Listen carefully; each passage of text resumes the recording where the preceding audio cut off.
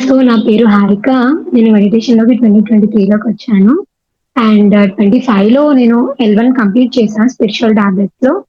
So ఇప్పుడు spiritual టాబ్లెట్స్‌లో junior కౌన్సిలర్‌గా work చేస్తున్నా. సో మనందరికీ తెలుసు spiritual tablets founder doctor GK గారు. సో సార్ మనకి ఎన్నో గొప్ప టాబ్లెట్స్‌ని అందించారు. ఒక జ్ఞాన గుళికలని చెప్పుకోవచ్చు. నేను ఫస్ట్‌లో విన్నా. నేను స్పిరిచ్యువల్ టాబ్లెట్స్ నాకస్సలు తెలియక ముందు ఒక పీఎంసీలో ఒక మేడమ్ ఇంటర్వ్యూ చూస్తూ, నేను స్పిరిచ్యువల్ టాబ్లెట్స్ ఇలా కోర్స్ చేశాను. దాని ద్వారా నాకున్న ఇష్యూస్‌ని నేను తగ్గించుకున్నాను అని చెప్తుంటే, టాబ్లెట్స్ ఏంటసలు ఆధ్యాత్మికతలో? అంటే ఇది నేచురల్ హీలింగ్ మెథడ్ గదా! మళ్ళీ దీంట్లో మనం టాబ్లెట్స్ వేసుకోవడం ఏంటి? ఇట్లా గూడా ఉంటాయా? స్పిరిచ్యువల్‌గా టాబ్లెట్స్ కూడా ఉంటాయా అసలు? ఏంటిది అని నేను అడిగేదాన్ని మా మమ్మీని. మమ్మీ ఏంటి మమ్మీ ఇది స్పిరిచ్యువల్ టాబ్లెట్స్ అంట అనేసి. కానీ అనుకోకుండానే దాంట్లోనే నేను ఎల్వన్ చేయడం అది చాలా మేబీ ఇట్స్ యూనివర్సల్ ప్లాన్. అంటే మన పర్పస్ ఎక్కడుంటుందో అక్కడికి మనం ఆటోమేటికల్‌గా అట్రాక్ట్ అవుతామనమాట. అంటే డ్రా చేసేస్తది యూనివర్స్ మనల్ని అటువైపు. ఆ శక్తి అనేది. సో, అట్లానే నేను గూడా అలా వెళ్ళిపోయాను. సో, దాంట్లో one of the very very important అయిన టాపిక్ ముముక్షువుకి 4 శత్రువులు. సో, ఏంటి శత్రువులేంటి? ముముక్షువు ఏంటి? అని మనం అనుకుంటాం. సో, ఫస్ట్‌లో నేను గూడా అలాగే అనుకున్నా టాపిక్ పేరు విన్నప్పుడు. 4 శత్రువులా అనేసి. సో, ఏంటి అంటే ముముక్షు అంటే మనందరం అన్నమాట. ఈ ఆధ్యాత్మికంగా ఎదగాలి. నేను నా గురించి నేను తెలుసుకోవాలి. నేనంటే ఎవరు అని మనందరం గూడా ఒక సీకర్స్ లాగా ఎప్పుడూ ఈ ప్రయాణంలో ముందుకెళ్తూ ఉంటాం. ఇంకా అంటే ఒక టైమొచ్చేసరికి నాకంతా తెలుసనిపిస్తది. కానీ ఇంకా ఏదో తెలుసుకోవడానికి మనం ప్రయత్నం చేస్తున్నప్పుడు నాకు తెలిసింది ఏమీ లేదు. నేను తెలుసుకోవాల్సింది ఇంకా చాలా ఉందని మనం ఆ ముక్తి కోసం మన జర్నీ చేస్తూనే ఉంటాం. సో, ఈ జర్నీలో మనకి 4 శత్రువులుంటారని చెప్పారనమాట ఈ బుక్‌లో మనకి. సో, ఆ 4 ఏంటి అంటే ఫస్ట్ భయం, రెండోది మనకుండే అసంపూర్ణ జ్ఞానం, 3 అతీంద్రియ శక్తులు, నాలుగోదొచ్చేసరికల్లా ఆధ్యాత్మిక బద్ధకం. సో, ఒక్కొక్క దాని గురించి మనం క్లియర్‌గా తెలుసుకుందాం. ఎందుకంటే, ఈ 4 గూడా మన యొక్క స్పిరిచ్యువల్ జర్నీలో ఏదో ఒక టైంలో మనం ఫేస్ చేస్తాం కంపల్సరీ. సో, ఇవి అధిగమించి మనం ఒక స్టెప్ ముందుకు తీసుకున్నప్పుడు, మనం స్పిరిచ్యువల్‌గా ఇంకా ముందుకెళ్ళగలుగుతామనమాట. సో, మన ఫస్ట్ శత్రువైన భయం గురించి తెలుసుకుందాం. సో, ఈ భయం అనేది మనకి 4 లెవెల్స్‌లో ఉంటుంది మళ్ళీ. ఒకటి ఫిజికల్‌గా అంటే శరీర పరంగా ఉండే భయం. రెండోది మనసు పరంగా ఉండే భయం. అలాగే మూడోది బుద్ధి భయం. నాలుగోది ఆత్మ భయం. సో, మళ్ళీ 4 స్టెప్స్ ఉంటాయి భయాల్లో మనకి. సో, ఈ మెడిటేషన్‌లోకి రాకముందు మనందరికీ కూడా చాలా భయాలుంటాయి. కొంతమందికి ఈ రెప్టైల్స్ చూస్తే భయమేస్తది. కొంతమందికి చీకట్లో ఉండాలంటే భయంగా ఉంటది. కొంతమందికి ఒంటరిగా ఉండాలంటే భయం. కొంతమందికి హైట్స్‌కెళ్తే భయమేస్తది. అట్లా ఎన్నో రకరకాల భయాలు. అమ్మో! రేపేమైపోద్దో? నాకేదన్నా హెల్త్ ఇష్యూ ఇష్యూ వస్తే అది తగ్గుతుందో లేదో అని రకరకాల భయాలు పెట్టుకుంటాం లోపల. కానీ మెడిటేషన్‌లోకొచ్చిన తర్వాత ఒక్కొక్క భయాన్ని ఒక్కొక్క స్థాయిలో మనం దాటుతూ ముందుకెళ్తూ ఉంటాం. సో, ఫస్ట్ శరీర పరంగా మనకొచ్చే భయం. అంటే ఇప్పుడు చూడండి మనం చాలా మందిని చూస్తాం. నేనైతే అంటే జనరల్‌గా నా పేషెంట్స్‌ని చూస్తూ ఉంటాను కదా!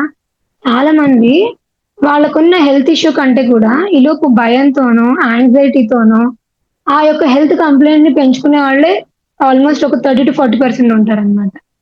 సో, వాళ్ళకొచ్చేది చిన్న ప్రాబ్లమే.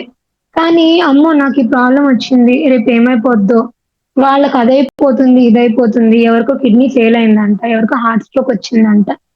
సో, నాకు గూడా ఇదే వస్తదేమో! నేను గూడా అలానే ఇబ్బంది పడతానేమో! అని శరీర పరంగా ఎన్నో భయాలు, ఆందోళనలు పెట్టుకొని భయపడే వ్యక్తులు చాలా మందుంటారనమాట. అంటే వచ్చేది కొద్దిగానే. కానీ దాన్ని వాళ్ళు భూతద్దంలో పెట్టేసి నాకింతున్న దాన్ని అంతయిపోతుందేమో అని ముందే మనం ఒక థాట్ రిలీజ్ చేస్తాం నెగెటివ్‌గా. సో, అప్పుడేమవుతుంది, మనం ఎప్పుడైతే మనమే ముందు భయపడిపోయి, మనమే ఆ నెగెటివ్ థాట్ పెట్టినప్పుడు, అది మనకి హీల్ అవ్వదు.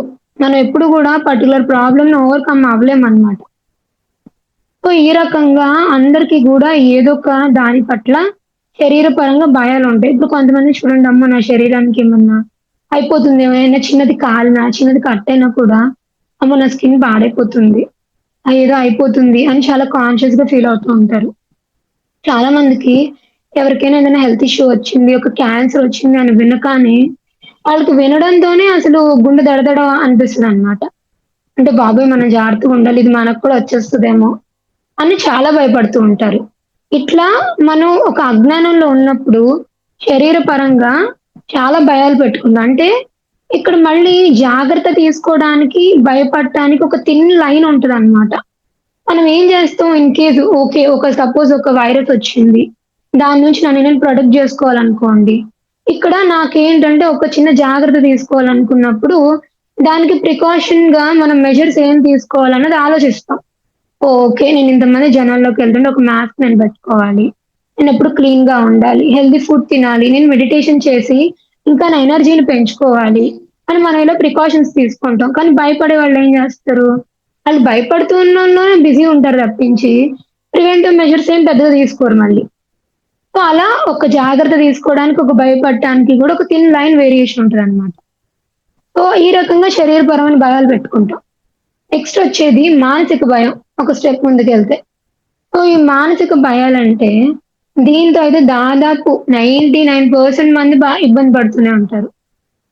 రేపన్న రోజు నా లైఫ్‌లో ఏమవుతుందో? ఈరోజు ఇట్లా మనం డబ్బులు ఖర్చు పెట్టేస్తే రేపు మనకి సెక్యూరిటీ ఉండదేమో! లేకపోతే పిల్లలు కొద్దిగా స్కూల్ నుంచో, కాలేజ్ నుంచో లేట్‌గా వచ్చారనుకోండి. ఇంకా వాళ్ళకి ఏమైపోయిందో, ఇంకా రాలేదేంటి? మా హస్బెండ్‌కి కాల్ చేస్తుంటే ఫోన్ లిఫ్ట్ చేయట్లేదేంటి? ఏమైపోయాడీయన? ఇట్లా రకరకాల మానసిక పరంగా భయాలు పెట్టుకుంటాం. అంటే అంటే ఈ ప్రెజెంట్ మొమెంట్‌ని మనం ఎప్పుడైతే మిస్ చేస్తున్నామో, అంటే ఈ ప్రెజెంట్‌లోనే నేనుండి నా పని చేస్తున్నాననుకోండి. అంటే రేపన్నది ఏమవుతుంది? మరుక్షణం అన్నది ఏమవుతుంది? అన్న థాట్ నా మైండ్‌లో ఉండదు. ఆ భయాలుండవు. కానీ మనమేంటి ఈ ప్రెజెంట్ మొమెంట్ కంటే కూడా ఫ్యూచర్‌లో ఎక్కువ బ్రతుకుతూ ఉంటాం. అందుకే రేపన్న రోజు ఏమవుతుందో అన్న భయంతోనే మనం ఎక్కువ సఫర్ అవుతూ ఉంటాం. సో, ఈ రకంగా మన అంటే మనకి చాలా క్లోజ్‌గా ఉన్న ఫ్యామిలీ మెంబర్స్ పట్లో రకరకాల భయాలనేది మానసికంగా మనం పెట్టుకుంటాం. సో, ఎప్పుడైతే ఈ మానసికంగా మనం భయాలు పెట్టుకుంటూ ఉంటామో, అది ఏంటి ఒక బ్లాక్ లాగా మన కోశంలో ఏర్పడిపోతుంది. సో, మళ్ళీ దానికి మనం జ్ఞానాన్నిచ్చి, ఒక క్లాస్ వినడం ద్వారానో, ఒక గురువులు చెప్పేది వినడం ద్వారానో, ఒక స్వాధ్యాయం చేయడమో, ఇలా చేయడం వల్ల మాత్రమే మళ్ళీ మనం మన మానసికంగా ఏదైతే భయాలు మనం పెట్టుకుంటామో అవన్నీ దాటగలుగుతాం. సో, అట్లానే బుద్ధి పరంగా మనకొచ్చే భయాలు. అంటే చూడండి కొన్ని సార్లు ఏమవుతుంది, ఓకే. మెడిటేషన్‌లోకొస్తాము. నిదానంగా ఒక్కొక్క మెట్టు మనం కాన్షియస్ పరంగా ఎదుగుతూ ఉంటాం. ఫస్ట్‌లో మనకి మనమే మెడిటేషన్ చేసుకుంటాం ఇంట్లో కూర్చొని. నిదానంగా ఒక నలుగురు పరిచయం అయ్యాక గ్రూప్ కాన్షియస్‌లోకి ఎళ్తాం. వెళ్ళి నలుగురితో కూర్చొని ధ్యానం చేస్తాం. అక్కడ ఇంకొంచెం రైజ్ అవుతుంది కాన్షియస్‌నెస్ మనది. అక్కడి నుంచి ఓకే. నేను గూడా సర్వీస్ జేస్తానని మనకి ఏదైతే ఇంట్రెస్ట్ ఉంటుందో ఏదో ఒక దాంట్లో సర్వీస్‌లోకెళ్తాం. ఒక క్లాస్ చెప్పడమో, లేదు అంటే ఏదన్నా ఫిజికల్‌గా ఒక మనీ పరంగా హెల్ప్ చేయడమో, ఫిజికల్‌గా ఉండి ఒక సేవ జేయడమో, ఒక క్లాస్ కండక్ట్ చేయడమో, ఒక జూమ్ క్లాస్ రన్ చేయడమో, ఇలా రకరకాలుగా ఏదో ఒక ఫార్మ్‌లో మన వంతు సాయం మనం జేయాలనుకుంటాం యూనివర్స్‌కి తిరిగి. కదా! ఒక స్టెప్‌లో చేస్తాము. ఒక స్టెప్‌లో ఏమవుతుంది మన కాన్షియస్‌నెస్ అనేది ఇంకొంచెం నెక్స్ట్ లెవెల్‌కెళ్ళిందనుకోండి, ఇంతకు మించిన మంచి ఈవెంట్స్ మనం చేయాల్సొస్తది. దీన్నే మనం మంచి కష్టాల కింద చెప్పుకుంటామనమాట. ఓకే. మనకి ఇంకొంచెం పెద్ద ప్రాజెక్ట్ ఒస్తది మన చేతిలో. ఓకే. ఒక పిరమిడ్ కన్‌స్ట్రక్ట్ జేయాలి. లేదా ఒక పెద్ద క్లాస్ కండక్ట్ జేయాలి. సో, అప్పుడేమవుతుందంటే మనకి, అమ్మో! నేను ఈ క్లాస్ కండక్ట్ చేయగలనా? లేకపోతే ఇంతమందిని నేను గ్యాదర్ చేయగలనా?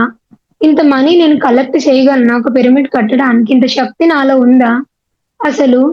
అని మనకెన్నో డౌట్స్ ఒస్తాయి మన మీదే. అంటే అక్కడ మనకి ఒక భయం వేస్తది. మన మీద మనకి కాన్ఫిడెన్స్ సరిపోదు ఆ పాయింట్‌లో. ఇది గూడా మనం ప్రతి ఒక్కళ్ళం ఏదో ఒక పాయింట్‌లో ఎక్స్‌పీరియన్స్ అయ్యే ఉండుంటాం. అంటే ఒక మెట్టు దాటి ఇంకో మెట్టుకి అంటే ఒక కొత్త పనికి జీకే గారు ఎప్పుడు అంటారు, "నువ్వెప్పుడు కూడా మీ పొజిషన్ మీరు మార్చుకోవాలి." ఓకే. కొన్నాళ్ళు నువ్వు బ్యాక్‌గ్రౌండ్‌లో వర్క్ చేశావు ఫైన్. అయిపోయింది. నెక్స్ట్ నువ్వు ఫోర్ గ్రౌండ్‌కి రా. లేదా నువ్వు ఫోర్ గ్రౌండ్‌లో ఎక్కువ రోజులు వర్క్ చేసావు. బ్యాక్‌గ్రౌండ్‌కెళ్ళు. టెక్నికల్ చేసావా? టీచింగ్‌కెళ్ళు. టీచింగ్ అయిపోయిందా ఇంకొక వర్క్ చెయి. అడ్మినిస్ట్రేషన్‌లోకి వెళ్ళు.